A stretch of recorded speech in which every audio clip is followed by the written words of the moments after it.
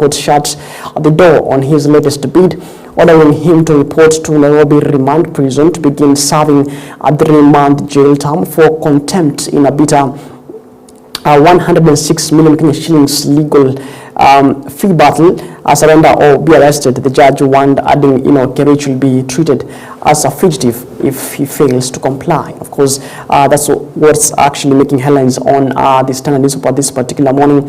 And as well on the Daily Nation, it talks about Sabasaba lawsuit. Of course, yesterday there were witnessed protests in some various parts of the country. And of course, as compared to other protests, yesterday was actually largely peaceful, but you could see commuters stranded at bus stops. There were no PSV vehicles, and of course, especially along Thika, it was nearly impossible to access the Nairobi Central Business District, if at all you were using a PSV, that is a matatu. All right.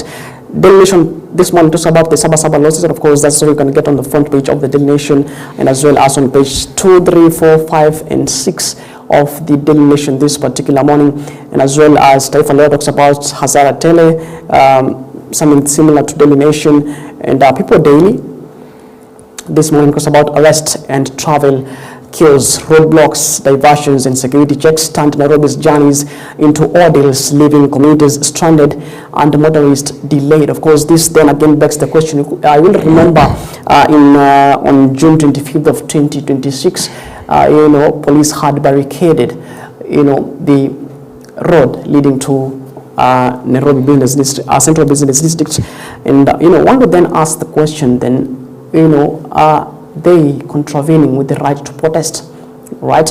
That's a conversation we shall be having right here on Morning Live. I'm joined this morning by Honorable Mohammed Bilal Mir, who is an aspiring member of Parliament, Kajiado North constituency. Of course, I'm scheduled also to be joined by Dr. Edwin Wanjawa, who's a political sociology lecturer at Pwani University, who will be joining us in just a bit in the course of this particular conversation. So start engaging us on our socials at EBN TV Kenya. That is on Facebook. Our streams are up on Facebook, YouTube, and you can as well send us your feedback through our SMS line. That is 23059. Our WhatsApp line is also working at 07406534453. All right. Now, Mr. Mohammed Bilal Mir, good morning. Good morning. And many thanks for, of course, making time to be with us here this morning. Oh, thank you very much for having me on the show. All right. It's quite an honor. It's a pleasure. Thank you very much. All right. Now, even as we build the basis of our conversation this morning, we're talking about, the hooliganism on the rise. And of course, it is quite evident since 2024 protests. We could see, actually people, lost their businesses in 2024, June 25th, and that as well was actually witnessed in 2025. But in 2026, that was, one would say police actually contained that. Now, people lost their jobs. And speaking about hooliganism, we could see, individuals with batons, similar batons, actually in the Nairobi Central Business District. Of course, from where you sit, when you look at, the current political environment, from, political uncouth utterances, and of course, from leaders, and of course, political hooliganism, what concerns you the most, even as we head to 2027 elections? Thank you very much, Macharia. That's a very, very great question. I mean, I could say that EBN TV is transforming the world with real life stories and amazing newscasters like yourself. Yeah, thank you so much. much. Now, my greatest concern has been the gradual erosion of civility in our politics. Democracy is strongest when leaders compete through ideas, policies, and integrity, not through intimidation or inflammatory rhetoric. The Constitution guarantees political rights, but those rights must be exercised responsibly. That's what I could say. Okay. Yeah. And for me, do you believe that, this political intolerance is actually, making a comeback? Looking at it from where we were in 2007, because there were chaos in 2007 in regards to, post-election violence, and what about? Do you see a situation where, this political intolerance is actually making a comeback in the country? Macharia, 2007 was a very, very painful moment in times of Kenyan history. It should have not happened. it should not happen. Yeah. It should never happen going in the future. That was a time where Kenyans were divided on various lines, not only political lines, but ethnical lines. And it was a very challenging moment in time for the great country we have called Kenya. And I am currently seeing a lot of worrying signs in some instances, but I do remain confident that the overwhelming majority of Kenyans believe in peace, coexistence, and constitutional democracy. All right. Absolutely. All right. Now, Mr. Mohammed Bilal, allow me to take a short breather. Our guest, Mr. Edwin Wanjao, is actually in our offices, and of course, we shall be getting back in just a bit, just to try and make sense of the issue of hooliganism in the country. Don't go too far.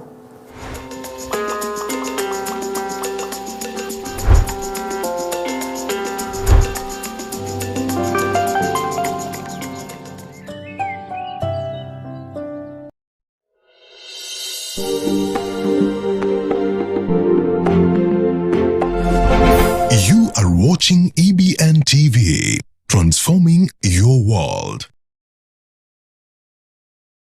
EBN TV cares about the growth of your business.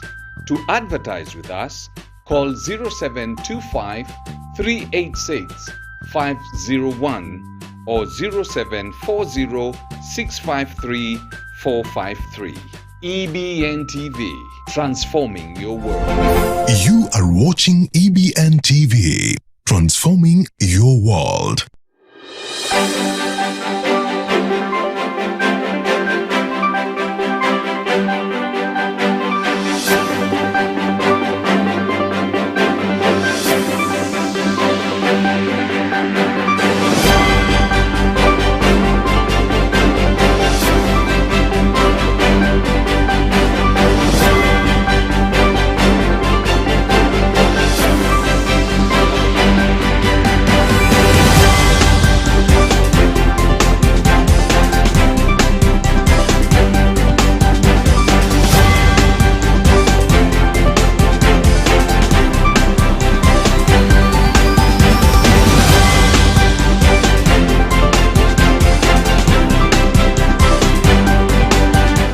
Are you ready for an uplifting experience? On Your Faith Today, dive deep into the life-changing message from the Word of God.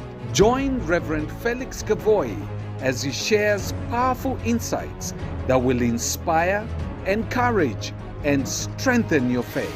It is one thing to receive a prophetic word.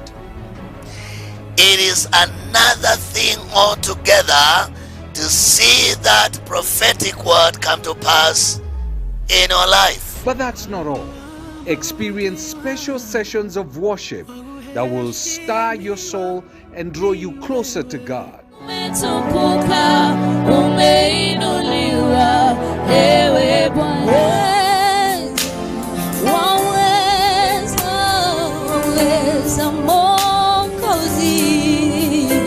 Prepare to be moved, uplifted, and connected with His Word as we come together in faith. Catch Your Faith Today every Tuesday and Thursday from 9 a.m. to 10:30 a.m. Tune in and let your spirit be renewed.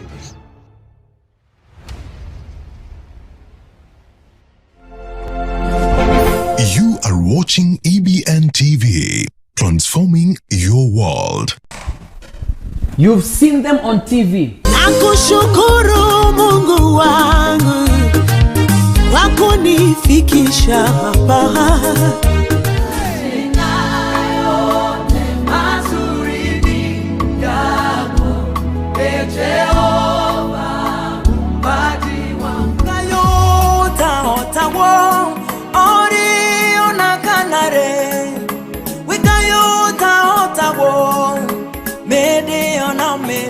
But do you know their stories? Come with me. If people look at me, yes, even before they hear me, will they see Jesus? Wezi ambia watu mimi am a worshiper, na wakati you are worshiping people can't encounter God. Ukisoma hiyo inabidi sana katika ile maisha yako, hata kama kwamba hauimbi. Join me, Teddy Psalmist Mwana Wengolo Mosio, every Tuesday and Thursday from 2 p.m. to 4 p.m. only on EBN TV.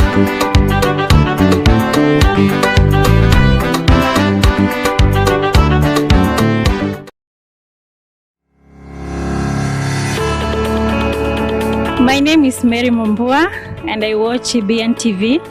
For gospel music, I, Anton Dacho, I watch EBN TV. I watch EBN TV. Do you? I watch EBN TV. For educative talk shows, I, Griffin Mukilia, watch EBN TV. Hey everybody, my name is Purity Mudeu and I'm just here to tell you about EBN TV. Are you somebody looking for a Christian station that can transform your world? Look no further. EBN TV, transforming your world.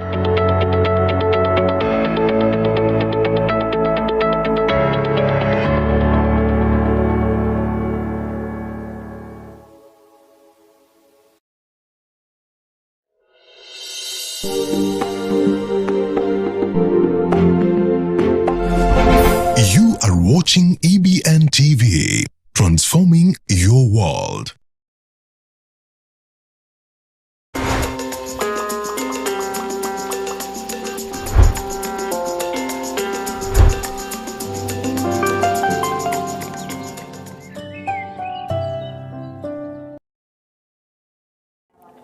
Right, it is exactly 1 minute to the top of the hour. Welcome back to the program. We're just trying to make sense of the current happenings in the country. And of course, just to mention the issue of hooliganism, which is actually on, the rise in the recent few years. And of course, joining us in that particular conversation is Mr. Edwin Wanjao, a political sociology lecturer at Pwani University. Good morning, sir. Good morning. Thank you for having me. And thank you so much for making time to be with us here this morning. Thank you. All right, and of course, we had started, our conversation with Honorable Mohammed Bilal Mir, who's an aspiring member of Parliament, Kajiado North constituency. Good morning, once again. Good morning. And thank you so much, of course, gentlemen, for your time this morning. Thank you too. Now, Mr. Wanjao, before you came in, we were actually, having a conversation in regards to, the hooliganism in the country. It seems to have risen, with time. Look at, political rallies. There is always, going somewhere. Now, one would then ask the question: have we, has the government actually surrendered its powers to the goons, or is the government the goon? Thank you. A pertinent question, especially in terms of political participation, in terms of political socialization. But one of the issues to look at it will be to look at it from two ways. Yeah. One is a reflection of poor policing, the fact that, you see, in a state, in a functioning democracy, the ownership of violence is by the state. The fact that therefore that some entity could emerge, that therefore can dish out violence without being arrested by the police, then is an indictment in terms of a policing system. That is one. But two, I think it is an indictment of our socialization as a society.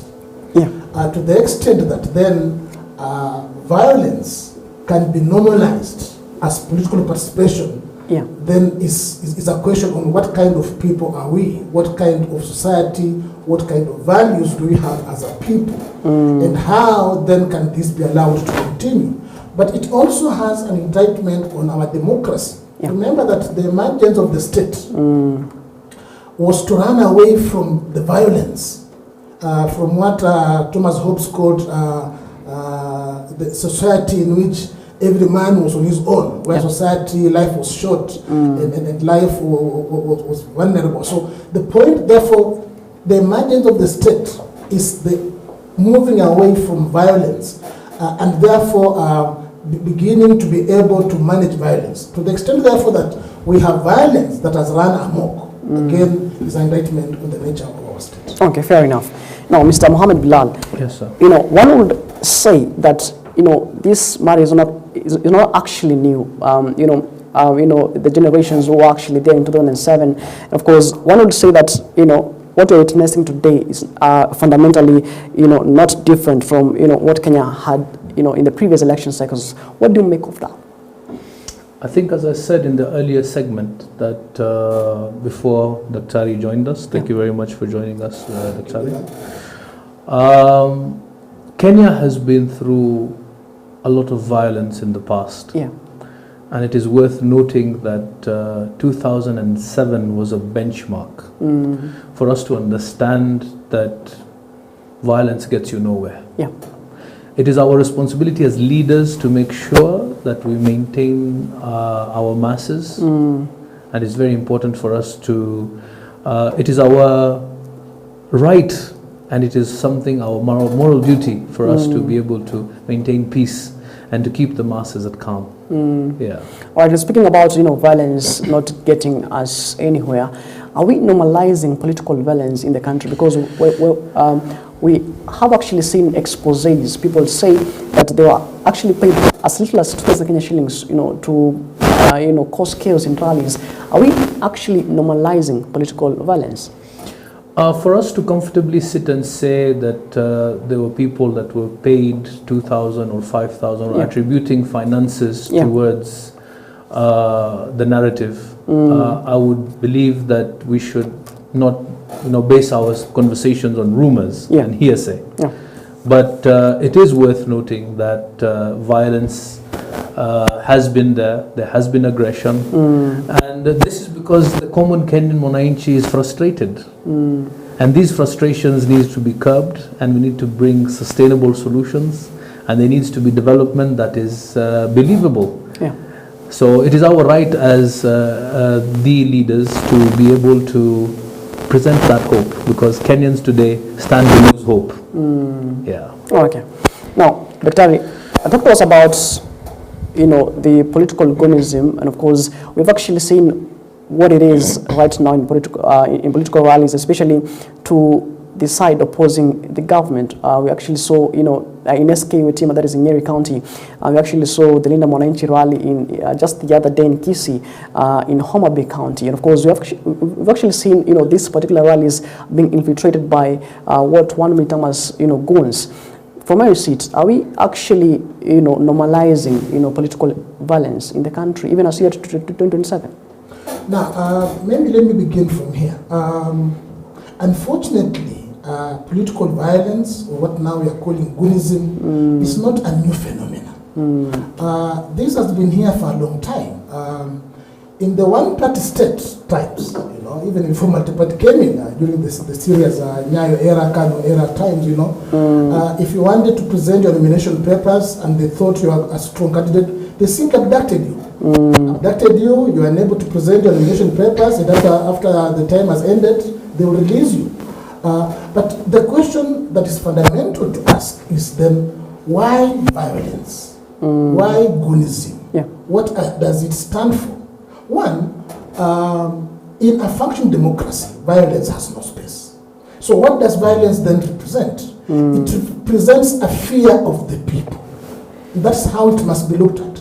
A fear of the people by the political elite, to the extent that if there is a level playing ground, when politics is seen as a marketplace of ideas, now those who don't have ideas then don't want to transact on that marketplace of ideas. Instead, they want to control the market by playing on the marketplace of violence. And since they have a monopoly, also they think of violence, then they want to run us away from the issues to violence. What they are doing is, one, stopping good leaders from explaining to people their manifestos and exactly what it is that they want to do. But more importantly, they're frustrating people from making a choice among ideas, and instead taking us to the time of survival for the fittest. And therefore, since they can monopolize violence, then they stop us from moving as a state.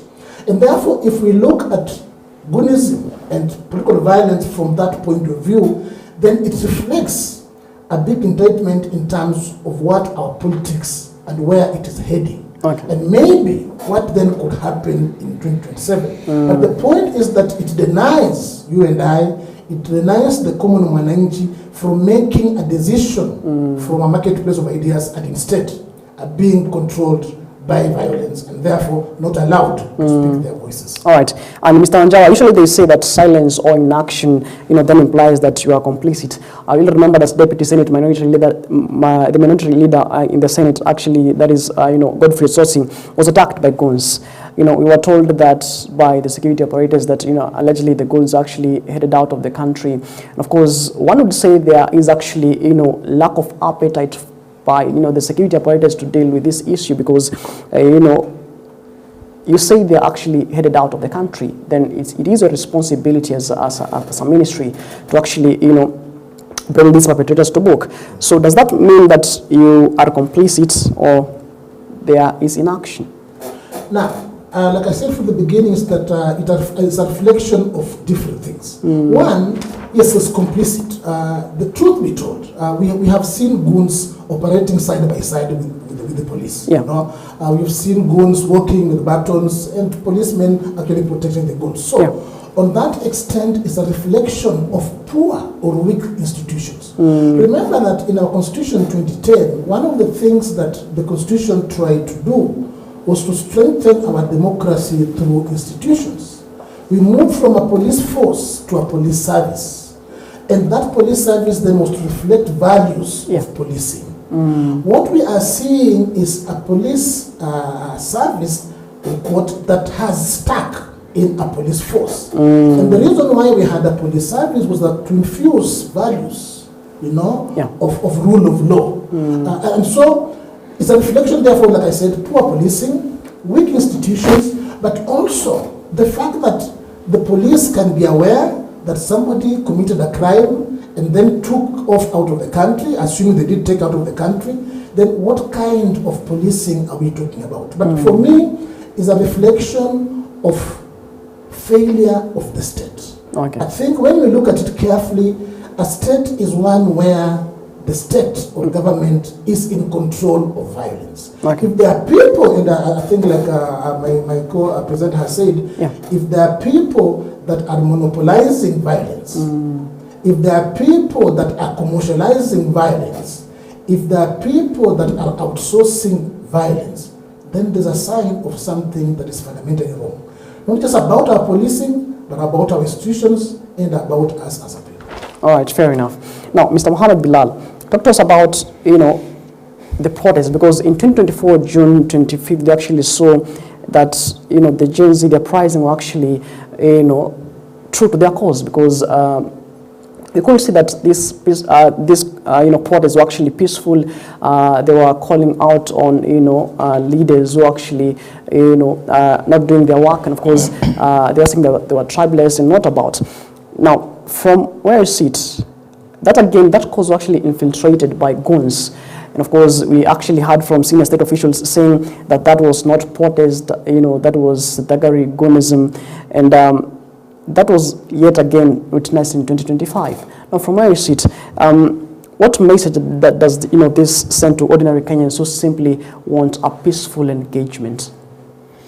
I would like to say, like my co-presenter here just mentioned, that the state should take control of security for its people. And I would like to congratulate Mahmoud Isa. Yesterday, the law and order must be maintained at all costs. And running a nation is not everybody's narrative. I could comfortably say that the police force yesterday did a commendable job. They contained the matter. You see, in light of the Constitution and the law, for you to have peace and tranquility and general calm, there has to be some neutralization effect. So for us to wake up and outrightly blame the state for having failed in deliverance of its security, I think is not really a called for statement, because if at all security had failed, we would be like in our neighboring countries like Southern Sudan or Somalia. It's unfortunate that I have to use such examples, but as it is, there is fear amongst the people, there is fear amongst the common mwananchi. But us as leaders, it is our duty, we need to be ambassadors of peace, and we need to bring that calm, because as Mahatma Gandhi moralizes, you need to live the change that you believe in. So if we are preconditioned to believe that the nation has failed, or the state has failed, then that is a failure in our own mind. Because, I mean, if you look at it from a neutral perspective, I think Kenya, since it's got independence, I think we are at a very, very good spot, and we are actually headed for a very good future going forward. Okay. Yeah. And still at that note, when you look at, most of the people involved in these political chaos and confrontations, actually, youth, the teens. What do you think, from where you see it as a leader, why do you think that, the young people are actually easy to, to draw to this the political violence? It's very simple, Macharia, as you'd understand. You see, the fact that we are having a global economic crisis at the moment. It's a global crunch that has been, I would say, emerged from the Iran crisis that we had. And that one has had a ripple effect in every nation in this country, in this world, and especially in Kenya. Youth don't have jobs. Yeah. They have degrees, they have got talent, they've got energy. For the men, for the young men, they have an overstimulation of testosterone. So that needs to be channeled into a certain way that can actually bring productivity and take this nation to positivity rather than aggression and violence and chaos. But it starts by us as leaders setting the mood, setting the tone, setting the narrative. We need to be ambassadors of peace, preaching peace. Whenever we're having political rallies, we should not go out there trying to sell a narrative of violence and that the nation has failed. We need to be ambassadors of peace. All right, fair enough. Now, Daktari, talk to us about what you think, why the young people are actually involved in this violence, and how we weaponized poverty, because Mr. Bilal Mohammed is actually alluding to unemployment in the country. Have we weaponized poverty? Let me say this. I want to agree with Bilal that one, the Hooliganism we're witnessing is not a policing problem. And when we look at it as a policing problem, we actually misread what the problem is. This is a structural problem. A structure in terms of institutions, structure in terms of poverty, a structure in terms of our education system, a structure in terms of unemployment, a structure in terms of democracy, structure in terms of political parties. The point being that this violence is not just happening in the political space. We are seeing this violence in schools. Children are burning down their schools. We are seeing there is violence in the workplace. The strikes in schools, the strikes among teachers, the strikes among lecturers, the strikes among workers. Young people are complaining they are unemployed. And so, and that's why I want to think that yesterday was Sabasaba, and people are seeing it as a success because there was no violence taking place. Now, it is not a success because what you've simply done is to bottle up the problem. There is a structural problem.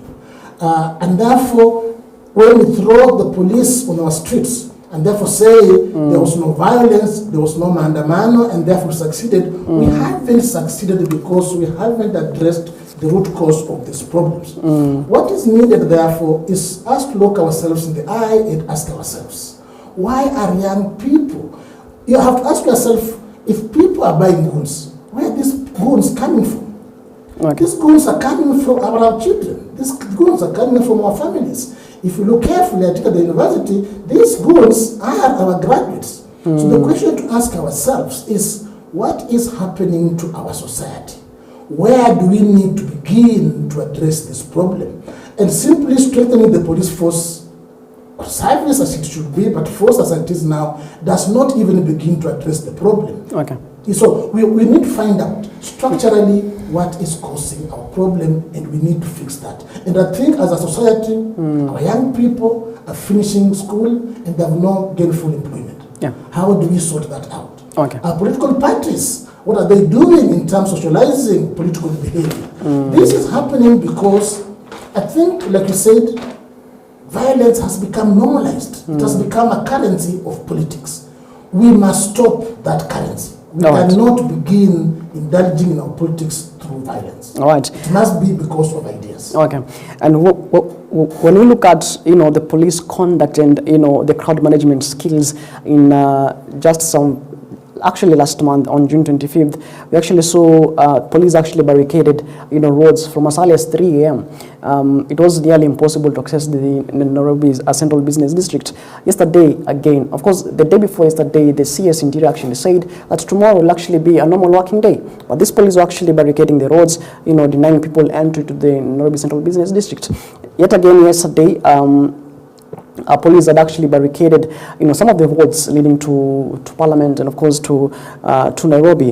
One then asked the question: did the police actually contravene on, the right to peaceful protest in any way? Yes. You see, we are going around the problem of political violence the wrong way. Yeah. One has to ask this fundamental question: who is the financier of political violence? Who is the financier of Hooliganism? Actually, I'm told today that when you want to run for elections, and all these parties and all these candidates running for elections are now putting aside money in their budget for Hooliganism. So the question then you have to ask ourselves is, who is financing Hooliganism? And why is it possible in a country in which there's rule of law that people can break the law without consequences taking place? So who is allowing Hooliganism to thrive? My fear is that the political class has decided to trade in Hooliganism. And how do they benefit from that? And the state is indicted in this because the state is the purveyor of violence. In our state, in our social contract, the only people allowed legally to have instruments of violence is the police, through the state, the police, the army.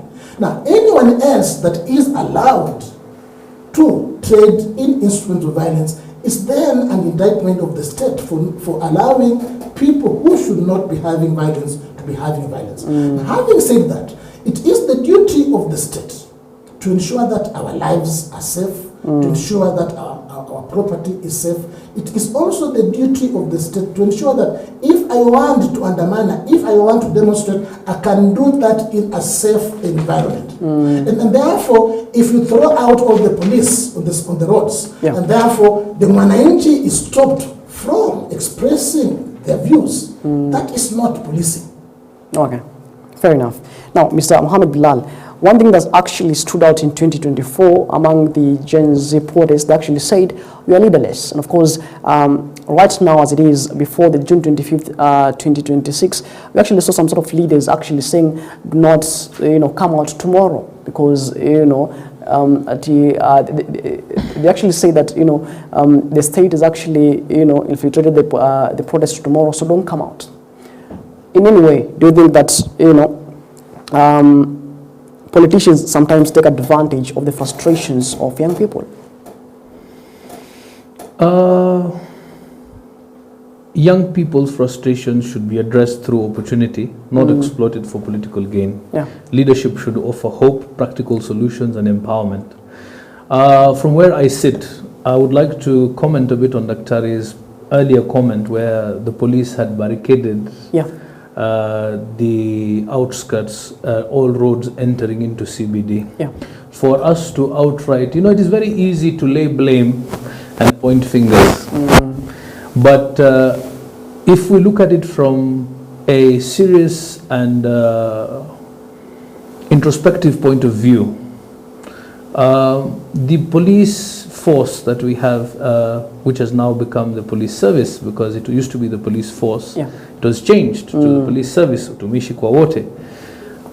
The barricades that were set, whereby you had tires being lit up at different whatevers, as far as I understand, some of this were actually planned setups by security agencies to be able to create stoppages for people to not come into the CBD, the Gen Z's lives and everybody else who wants to come in and feel like, you know, they want to vent out their frustration because the economy, for whatever reason, is not doing well. Yeah.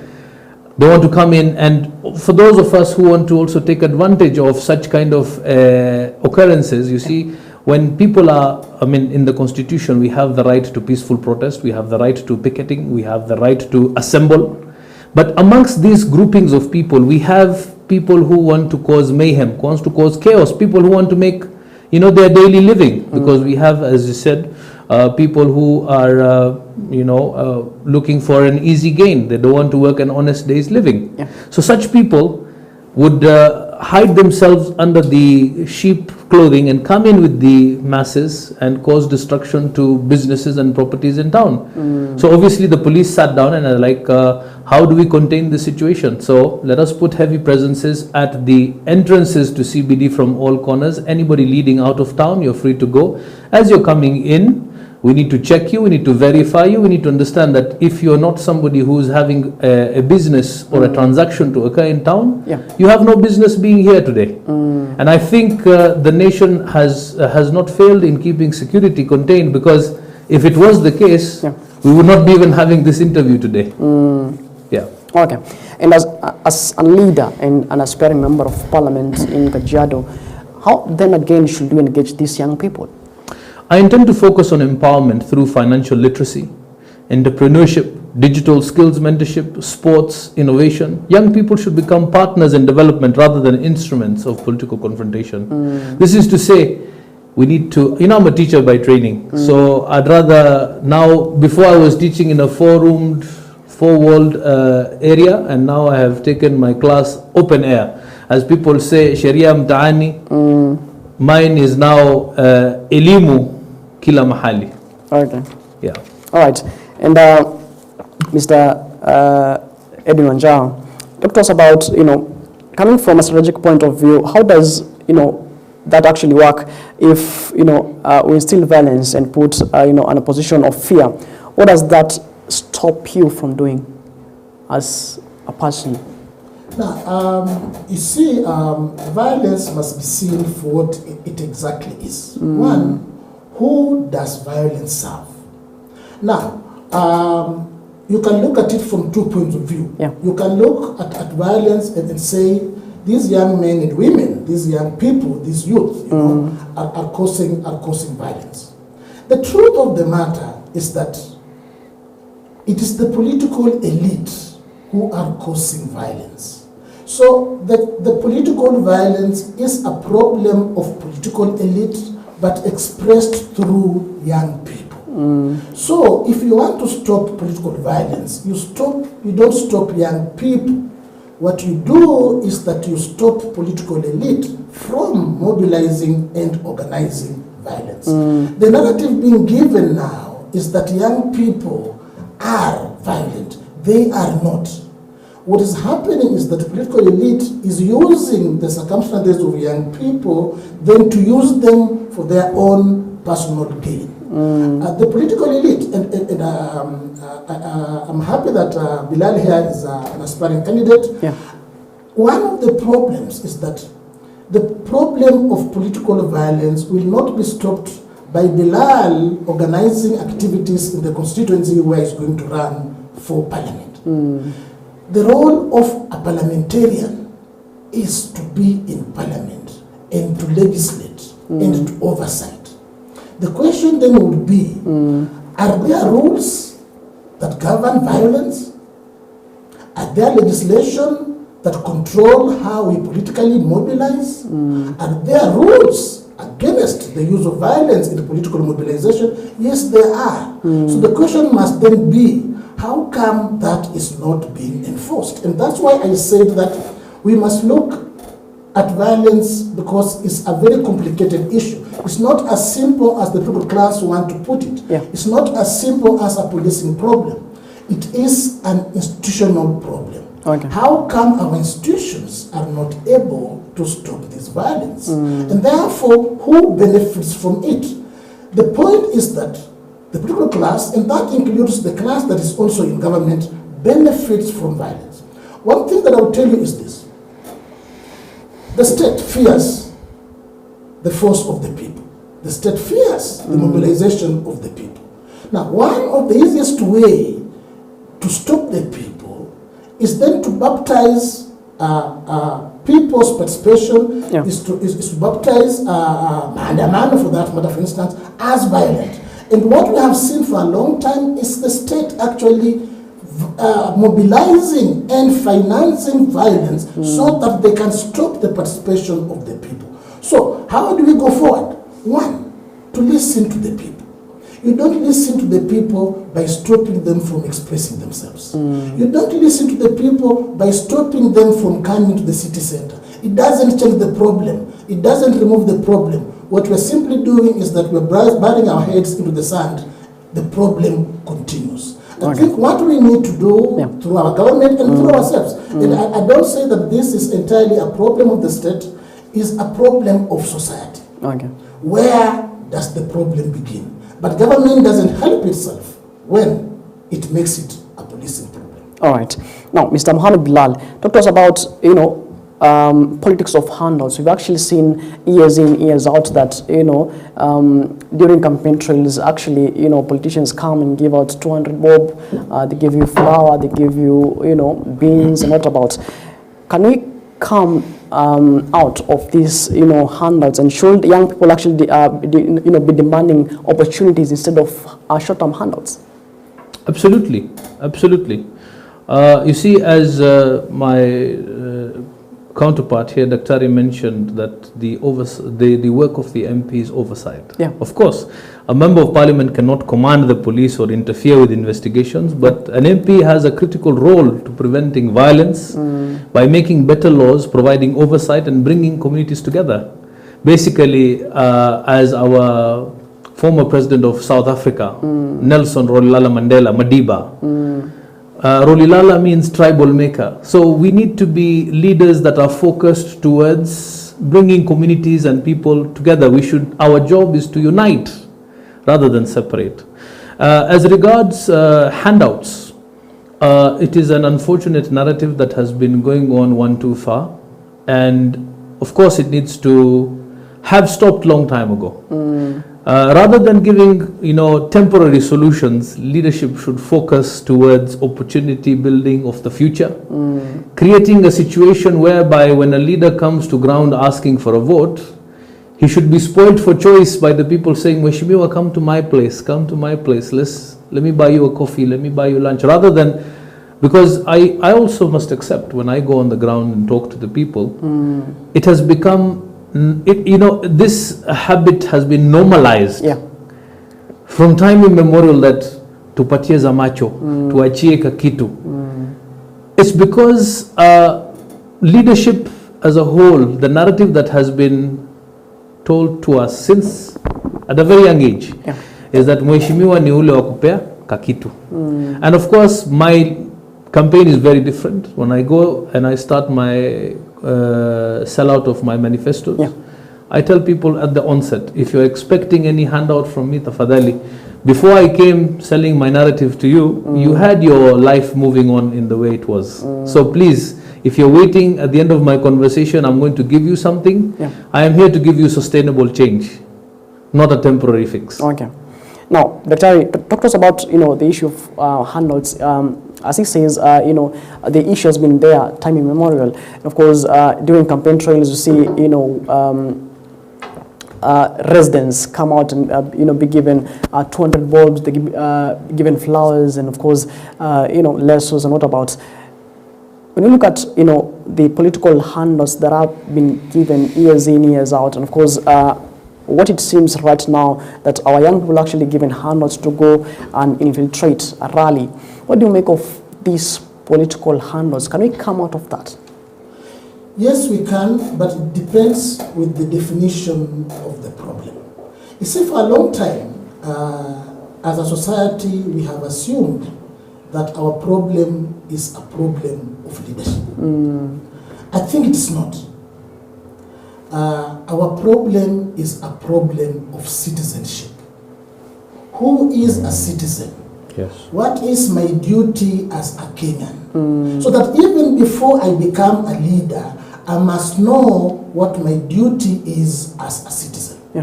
What is happening is that, like the Bible says, my people suffer for lack of knowledge, or my people suffer for ignorance. What is happening is that as citizens, we do not know what our duty is. As citizens, we do not even know what the role of the member of parliament is.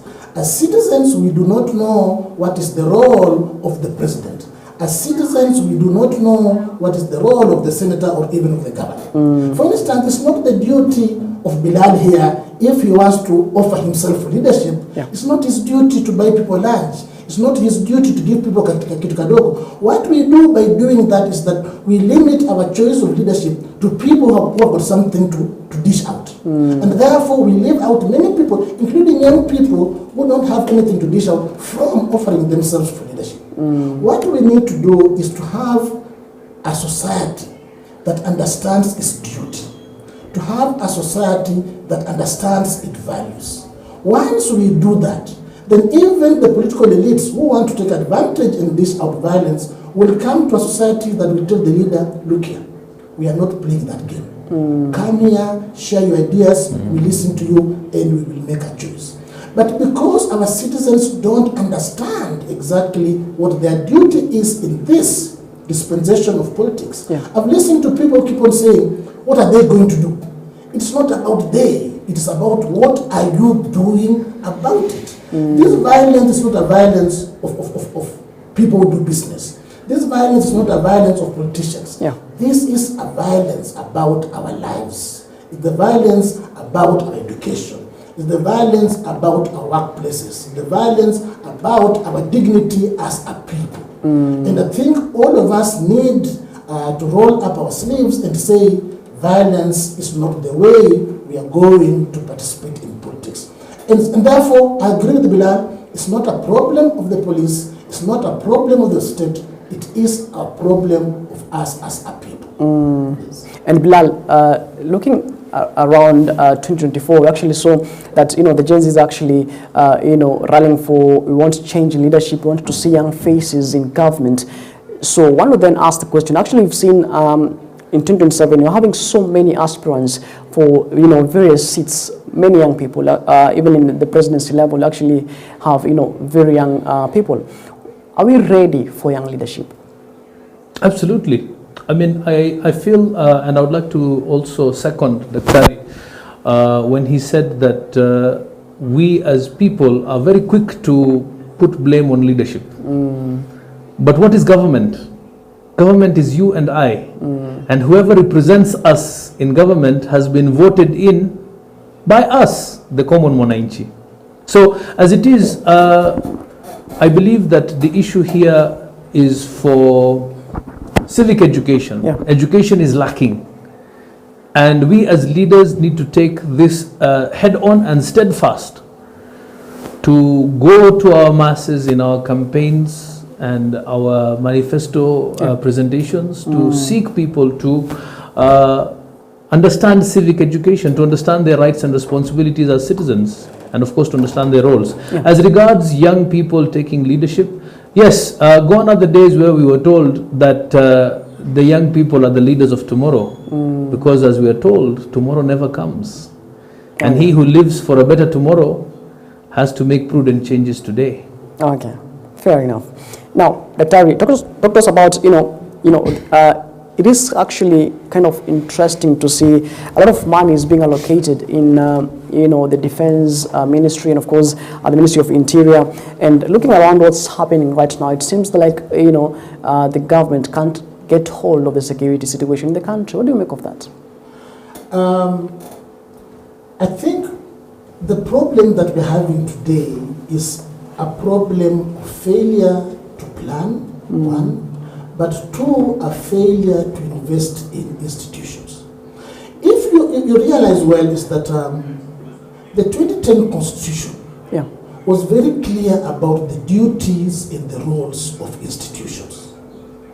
Unfortunately, we have shortchanged the 2010 Constitution. What have we done? Yes, we have allowed institutions to be formed, but we haven't allowed institutions to operate. So yes, The 2010 Constitution talks about a police service and not a police force. We gave it the name, but did not give it the authority to become a service. It has remained a force. If you look at our own IEBC, so-called Independent Electoral and Borders Commission, I even wonder why we put the name independent there. The name doesn't make the body independent. In fact, I think we should remove that I from there, because it just confuses the people. If it is independent, we don't have to say it is independent, because it is independent. So what have we done? If you see this violence, how come this violence is operating in the presence of an electoral and borders commission that has rules of engagement, that has rules to fight people who are running and who are dishing out violence, that has rules to stop people. You remember, I think there was a by-election some time back where there was violence, people died, and what did? They find a candidate, I don't know, 1 million shillings. These people who dish out violence have got money. If you punish them through them paying a fine, they are going to continue doing that. So for me, the point is this. We have institutions in the Constitution that can deal with violence, but we haven't allowed them to operate. That is one. Two, the Constitution is a piece of paper unless you and I and Bilal here breathe life into the Constitution. What am I talking about? I'm saying that violence cannot happen unless you and I agree to double in violence. And so, if as a people, and that's why I always go back to the point of what quality of citizenship do we have? Our young people, what kind of political socialization are we allowing to take place? These young people are still burning schools as the same ones who are coming out here and become voters and become youth. If we allow violence to be our currency of engagement, then we shouldn't be surprised when then violence takes over our politics. As it is, we need to go back to the drawing board and develop a value society. A society that looks at violence and punishes violence. But as it is today, people who own violence, people who mobilize violence, are actually the ones who thrive politically. As long as violence pays, violence will continue as a currency of politics. As long as violence pays, violence will continue as political mobilization. I teach political sociology, and one of the things I teach is about you can't give what you don't have. That's our society. Is our society built on values of respect, of rule of law, of accountability? You ask the question, do we need young leadership? I don't think so. We need leadership that is accountable. We need leadership that is transparent. We need leadership that follows the rule of law. If that happens to be young leadership, then be it. If it happens to be old leadership, then be it. What we need is the quality of leadership. And a leadership that is transparent, leadership that is accountable, does not delve into violence. Fair enough. Perhaps you talk about, on the same breath, you talk about, the independent policing oversight authority, and of course, we alluded to, having 3 cases active in courts, over 60 cases since 2024. Now, one asks the question, are the wheels of justice actually grinding so slowly, and what actually do you credit, the slow prosecution of they that actually committed these atrocities? Now, I will say this. One of the bodies that was created by the 2010 Constitution is the independent. Again, that word independent tells you something. But the police oversighting authority. On paper, we have an oversighting authority. But if you look at how it has been structured in terms of who is the member of the policing oversight authority, it is the police themselves. So how then does it oversight policing? The policing oversight authority was supposed to be a civilian body. But the only person in that body that is a civilian is probably the chairman of that body, the chairperson. So my point is that we have run away from strengthening institutions. And I think the problems we're having today, and it's not just about the violence that we're seeing today, the problem of our development, the problem of our schools, the problem of our unemployment, the problem of our budgeting is a problem of institutions. One of the biggest institutions that has let Kenyans down is Parliament. Because Parliament is the representative of the people. Parliament has slept on its job. Every time we keep hoping that we'll change members of Parliament and the new ones who will go there will do a different job. But the more we change the members of Parliament, the more they remain the self. And therefore, that's why I asked the question, what kind of school of leadership do we have? Because it doesn't matter whether we bring young people to Parliament or not. It doesn't really matter whether a 28-year-old becomes president. As long as our currency of politics is violence, as long as our currency of politics does not put strengthening of institutions ahead, as long as our currency of politics is personal. And that's the reason why there's violence, because our political engagement is personality-based. We need to move away from personalities and focus on institutions and focus on ideas. The people who don't have ideas do not want us to trade in the marketplace of ideas. They want us to trade in the marketplace of violence. We must stop them in their tracks. All right, fair enough. Now, Mr. Mohammed Bilal, let's talk about, we've heard from senior state officials actually saying that, this other side is actually, making this protest. Of course, what will I put it? How they're actually saying that the opposition are actually the ones who are actually planning this protest. They're actually the financiers of this particular protest. So one then asks, how then do we ensure a peaceful engagement? How do politicians actually? How should politicians actually ensure that this is actually a peaceful cause?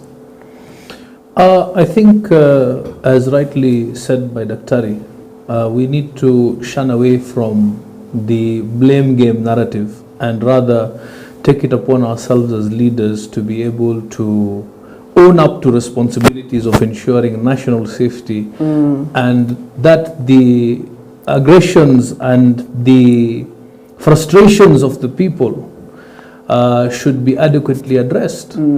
As it is, as he rightly said, a leader should not be elected based on their age bracket or the fact that they have popularity because of employing paid goons to sell his narrative.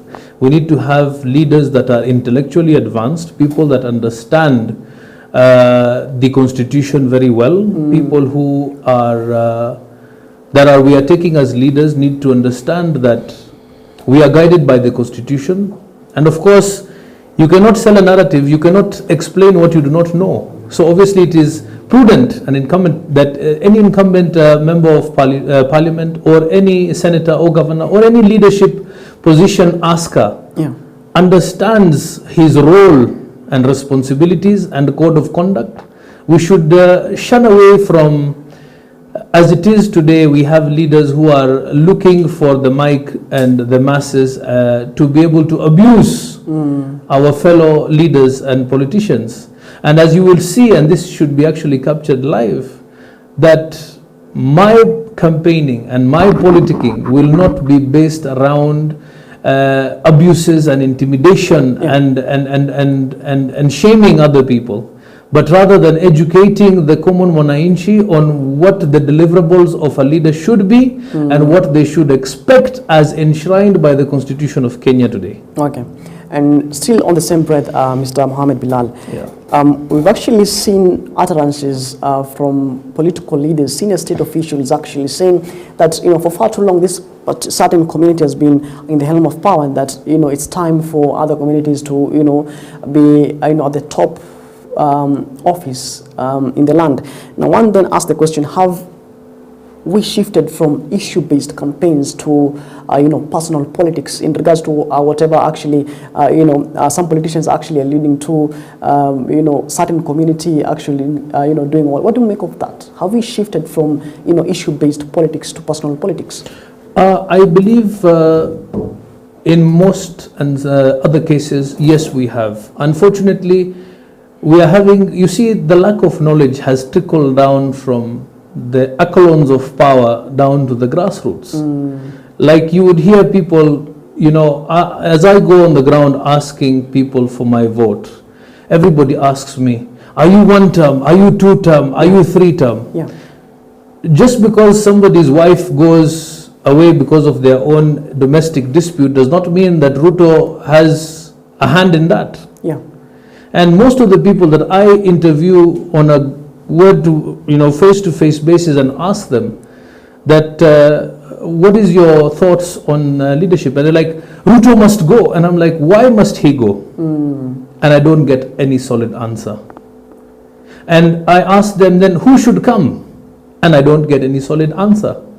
So you see, if we are trying to shun leadership today, we should ask, before we start going dispensing notions and narratives and saying how everything has failed, we should look at ourselves first and see what have we done as a citizen to make Kenya better, to make Kenya thrive. So before we go and point fingers to others, we should point the greatest finger at ourselves. And as regards leadership, of course, it is our role to bring people together rather than separate. Okay. All right. Fair enough. Now, Daktari, talk to us about, the political intolerance or the utterances that actually been, there. You'll remember some few months ago, actually, there was a certain, Secretary General in a certain, political outfit. He made some utterances which, didn't come well, or that wasn't received well by the public. Of course, he made an apology online. Of course, he was demanded to, do an apology in person. What do you make of, these political utterances made by, either people in government and as well as people in opposition? And what does that actually means, when we head to 2027, you would remember as well the issue of, mosquitoes, what do you make of these political utterances from senior, state officials and political actors as well? Maybe let me put that in this context.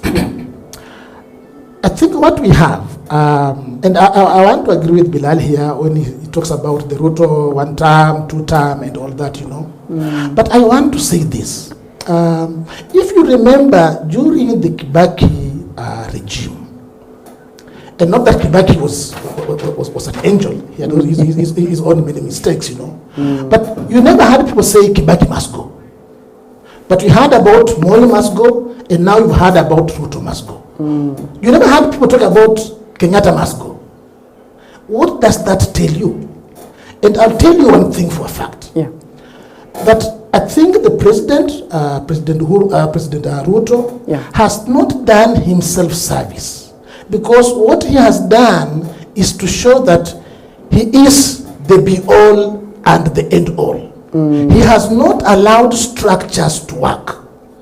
And therefore, he has made himself, he's the Minister of Finance, he's the Minister of Social Security, he's the Minister of Education, he's the Minister of Agriculture. He is the be-all and end-all. And he has made people then see the problem of this country. I think the problem is, he has made people see the problem of this country. I can get you. See the problem of this country as a problem of a person. And people think that it is the person of the president that is the problem. I think what we need to do is to get back to the drawing board, to get back to the strengthening of institutions. Are our institutions working? No, they are not. Will individuals solve our problem as a society? No, they will not. What we need to do is to go back to institutions, strengthen our institutions, strengthen the rule of law, strengthen structures that allow us to operate as a people who follow a constitution. What we're having today is that anybody can say anything. And the rule of law will not take its course. What we're having is a society that is almost confused about what is the right thing to do and what is the wrong thing to do. We have civil servants that don't know what policy is being followed. They are waiting to take a cue from what the minister will say or from what the president will say. We are having resources that can't be explained. Let me give an example. I come from the university. People talk a lot about funding. We have universities that don't receive funding at all, and yet they're supposed to function.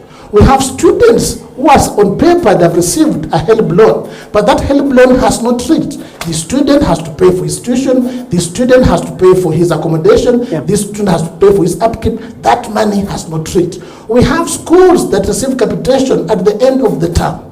In other words, I'm saying we have institutions that don't seem to work. And so, one of the things that the 2010 Constitution wanted to cure was to remove our governance from individuals, and so that we have institutions. When you see people today still asking Bilal as an aspirant to do this for them or to do that for them, it simply tells you one thing, that institutions are not working. My answer is that, can we implement the 2010 Constitution? The problems we are facing today have been seen by the 2010 Constitution, and answers have been prescribed. Unfortunately, the political class is not willing to implement those solutions because they strengthen institutions and remove power away from individuals. They want to maintain this power within individuals. All right. And speaking about, the Kibaki reign, we look at what was there during, the Mwai Kibaki reign, and of course, it came a point where we actually say that kulipa ushuru ni kujitegemea. Of course, we actually, came to see, that free education actually, becoming a reality. And of course, what's changed so much that, we find ourselves as a country that we are finding, there's a lot of politics of ethnicity in the country right now that we see in 2026, thinking that 207 actually taught us, not to go back there again. What has happened is this. You see, when institutions don't work, then personalities have to work.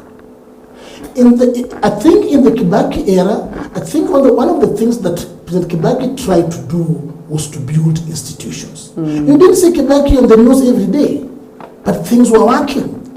You didn't see Kibaki asking you, Kibaki asked you to pay your tax, and you saw education working. You saw medicine in hospitals. You saw hospitals being built. You see, Kibaki told you, watoto wale wasome. You saw our number of children in primary and secondary schools increase. What people want today is not who is president. They want their life to work. They want to go to hospital and find medicine in hospitals. They want their roads to be operative. We don't want our people to die because rain has come. For instance, now people are talking about El Nino is supposed to come in October. Then our people are going to die in October because El Nino has come, and yet we know El Nino is going to come. So for me, what we need to do, one, implement our constitution, implement the rule of law, implement governance structures that are transparent, that are accountable, implement financing that benefits the people, not benefits individuals. Once we do that, it does not matter who is the MP, it does not matter who is president. We will be having a system that works. That is what the state is about. What we have done today, remember that the formation of the state was to move away from the state of nature, where violence was the currency of interaction, to move to a civil society where there's rule of law, where there's respect, where there's transparency, where there's institution. Unfortunately, we are moving back to the state of nature. We need to stop, and we need to move to a civil society where there's rule of law, where there's accountability, and where there's respect for one another. All right, fair enough. Now, Mr. Mohammed Bilal, from where you sit as an aspiring member of parliament, what can leaders actually do, especially political leaders, to lower political temperatures in the country? That's a very, very, very good question you have asked right there. Yeah. As Daktari here mentioned, you see, as leaders, we must give credit where it is due and criticism where it is necessary. Yeah. Kenya does not move forward through blind support or constant opposition. Our roles as leaders or as aspiring leaders should be that of engagement with the community. We should be, rather than selling our narratives to the people, our job when we go for these political campaigns and rallies should be taking the mic away from us and giving it to the people, because when the people can have their voices heard and their concerns raised, you cannot solve problems that you do not know exist. You cannot go out to try to give solutions to things that are unheard of. People are here complaining about living of under $1 a day, and here you are talking about how you can fight for people's land rights. Of course, that is a story for another day, and that's of course in its own right. But the common mwananchi does not have a proper meal on his table. When is he going to buy land? So we need, as leaders, to have measures put in place that make the cake available for everybody to be shared accordingly, and in a manner that can help to build this society. Because what makes Kenya great today is our unity and our sense of direction. So it is prudent for us as leaders who are aspiring for these political positions to be ambassadors of peace. Okay. That's the first thing we need to do. After that, we need to educate the common masses on their rights and responsibilities. Because you see, currently we are, I must say, unfortunately, some of us are trying to bank on their ignorance. And that is a narrative that needs to change. And that is why I, as Muhammad Bilal Mir, who is aspiring for the Member of Parliament in Kajiado North, which is Rongai Ngong Kiserian region, it is a cosmopolitan area. It is my first time aspiring as a Member of Parliament. I am a teacher by training. But I have taken it upon myself to live the change that I believe. Okay. Fair enough. Now, Mr. Bilal, still on the same breath, we actually see, during these protests, we actually see, businesses actually remain closed for maybe for the better part of that particular whole day, where protesters actually say they would be going to, to march. Of course, you remember in June 2025, businesses remained, shut. People actually woke up to go to their jobs, but police had barricaded everywhere. And of course, yesterday, we actually saw some parts of the country actually businesses were as usual, but around Thika Road, because I reside around there, you could actually see people had actually turned out to bus stations, but there were no matatus. Now, have we inflicted fear to the public to an extent where they say, we cannot turn out even for businesses, we cannot even turn out for political meetings. You'll remember, meetings attended by the former DP, that is Rigathi Gachagua in ACK Witima. It was attacked. In Kariobangi church there, they were attacked. Have we inflicted fear in public that then again they make it difficult for them actually to even, go on with their rights to peaceful protest? By we, I don't really understand who do you exactly mean. But if you mean by we as leaders have inflicted fear in our people, the question, that's a bit of a gray area. You could say yes and no. Because you see, by the fact that there is so much that is going haywire in this nation of ours today, because there is so much going on, in fact. Because I could say Kenyans are very, very intelligent people. Yeah. They are full of potential, they are vibrant, they are skillful, and they are very learned. We are having degrees at every nook and cranny that you find. You are finding, and our learned Daktari here who's been teaching sociology at Pwani, I mean, he does an amazing job, and I think after this interview I shall be contacting him so that we can take this narrative of social education and civic education to the ground. But I could say that for peace to prevail, there is something we call collateral damage that needs to be minimized. We cannot say, because Waswahili wasema kila miji ikosi mwenda wazimu. And you see, as our able Nairobi commander Isa Mahmoud says, Wakenya tumeanza kupenda ugomvi. Sisi tukuwe Wakenya na tuchunge amani. He's very, I really love his way of deliverance, and he's quite a vibe in that regard, whereby he knows how to handle security matters. He's a gentleman and an officer. I have had a one-on-one with him on many occasions. And he understands the ground and security analytics of Kenya. So when he comes out and tries to diffuse, I think he does a commendable job in doing so. And of course, us as leaders, you see, when we see that the common mwananchi is now getting a bit aggressive and getting a bit frustrated because of whatever challenges that, challenges must be there. Everybody, when you wake up even in the morning, so for some of us even getting out of bed is a challenge. For some of us doing the nitty-gritty, but we need to focus on the greater picture. Yeah. Kenya to become great again, we need to have structures that will promote development. And I would say that we have come from a very far place. If you look, when Kenya gained independence, Kenyatta was our first president, then came Moi. In Moi's time, we had Maziwa. There was milk in schools. In Kibaki's time, of course, he had his positivity. He gave us the super highway. We also had his negativities, whereby the anti-terrorism legislation was put in place. You see, the public human rights bodies came forward and said it was, undermining their rights and whatever. So, of course, as a leader, we have to hear and we have to be cognizant with the people's heartbeat. We need to understand if their mindset is shifting towards violence and Hooliganism, it is our duty to change that and to take and meander them, because we have the power vested to us by the people and by God Almighty. We are a nation that believes in God Almighty. Okay. Yeah. Now, Mr. Dr. Harry, talk to us about the solutions now. Another independent body, that is the Independent Electoral and Boundaries Commission, that is the IBC. What should the electoral body actually do, even as the campaign trails officially begins? Of course, you remember during previous by-elections in 2025 and November 27th, there were some by-elections that were marked by violence in some constituencies that time that were having by-elections.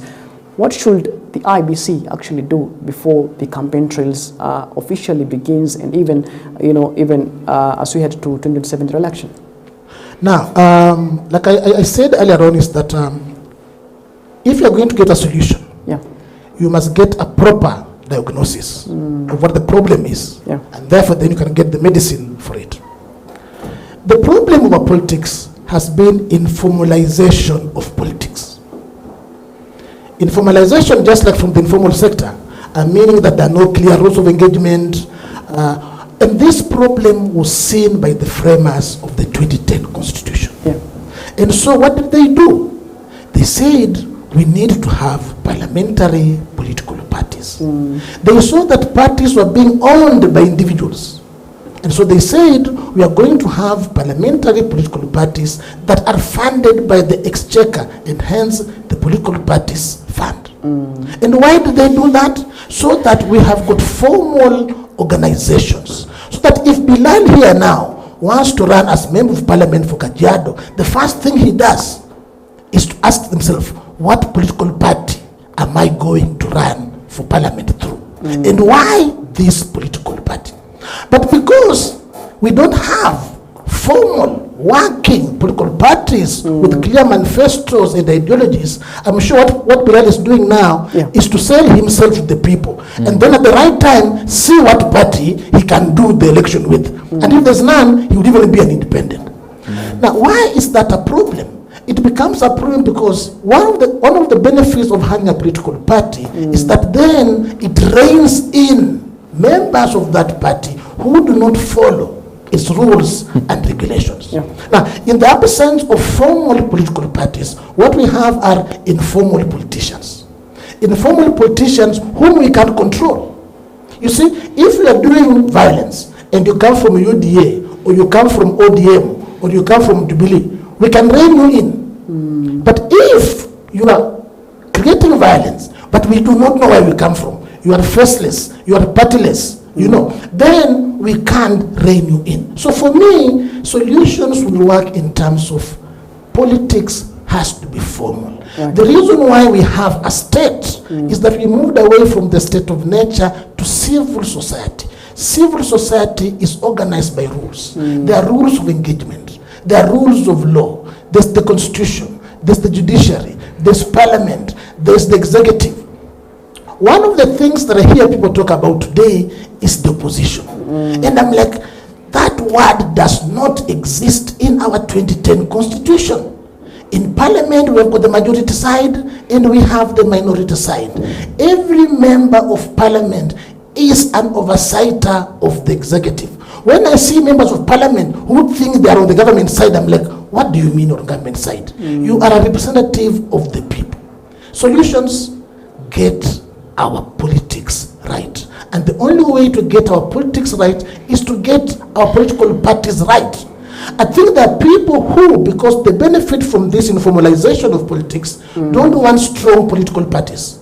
And you see in a country like today, if ODM is going to go the way it is going, we would not even have a party that has been in operation for even more than 10 years. Why do our politicians benefit a situation where we have got all these nascent political parties all over, We don't have serious political parties. One of the ways we need to rein in our politics is, one, to work on our political parties, but two, to work on the strengthening of institutions. All right. It's the strength of institutions that is going to sanitize our politics. Okay, fair enough. Now, Mr. Mohammed Bilal talks about your parting shot in regards to the state of politics in the country. Of course, the issue of hooliganism. Even as we wind up, can see we are ahead of time. Of course, I'll be sampling some of your feedback even as we conclude this particular program. I would like to add on to what Dr. said. In fact, the Constitution of Kenya 2010 was a historic achievement because it moved Kenya from a system where power was highly concentrated to one mantle. That was the highest office in the land, to where one power would now belong to the people. It strengthened the democracy, it expanded political rights, and created stronger checks and balances. And I believe Yashpal Gai, who was the major driving force behind, did a commendable job.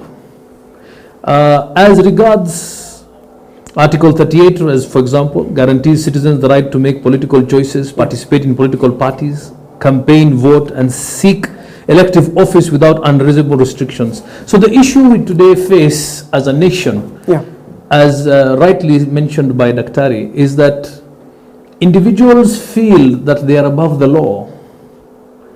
And that is a narrative that has been allowed to go on simply because the common masses are ignorant in that field.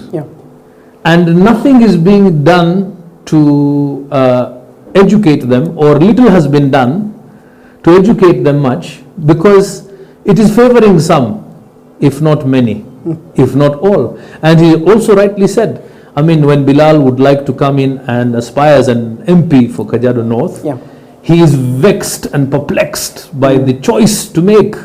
Which political party should I align myself with so that I can at least get into this so-called power? Power comes with consequences, and we need to understand with great power comes great responsibility. Yes. So we need to understand as leaders that we have a role we are representing. As for me, as a role of MP, I am going to be representing the voice of Kajiado North in Parliament, and I would of course stand accountable to my people that what do I have to show as a track record once I am given the office seat. And I will be of course at my best to not abuse that power. All right. Okay. Now, Dr. you're cutting short even as you wind up. I think I want to say this, that the political violence we see today is a symptom of disorder in our political engagement. And why do we have disorder in our political engagement? It is because we have disorder in our social institutions. And so, how do we fix this disorder? This disorder is not going to be fixed by replacing our leaders, because they are operating in the same environment. What we need to do is to go back to the drawing board. In our 20 Constitution, the preamble begins with "we the people." This country is going to thrive or fail because of the people. As we stand today, the people have not realized how powerful they are. The people still think the leaders are powerful. It is the people who are powerful. It is the people who make the leaders. What I want our people to do is to go back to the Constitution. There's one benefit we get from the Constitution. It's called public participation. When our people understand who they are, when they understand that the owners of this country, when they begin to participate in the running of this country, and participating in the running of this country does not mean becoming a member of parliament or an MC or a president. It means becoming an engaged citizen who understands his constitution, an engaged citizen who understands his rights, but an engaged citizen who also understands his or her responsibilities. Okay. That is the way to go. Okay, right. That is Dr. Edwin Wanjawa, who is a political sociologist, lecturer, political sociology lecturer at Pwani University. Thank you so much, sir, for making time to be with us here this morning, and as well as Honorable Mohammed Bilal Meru, who's an aspiring member of Parliament, Kajiado North. Thank you so much. I would like to give a takeaway to my viewers. In fact, after thanking one of Macharia, I believe your aligning of today's interview was very impromptu and incognito, because up to the last minute I did not know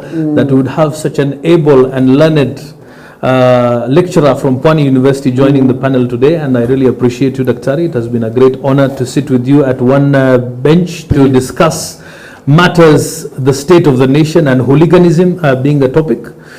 I would like to tell and urge my fellow Kenyans, and especially my Kajiado Northians, I would like to call them, because they are the people who are going to elect me into office. Your future is more valuable than any short-term political reward. Invest in your education, your skills, and your integrity. Don't ask, but rather demand opportunity instead of manipulation. And remember that lasting change is achieved through peaceful participation, like our Daktari mentioned, public participation.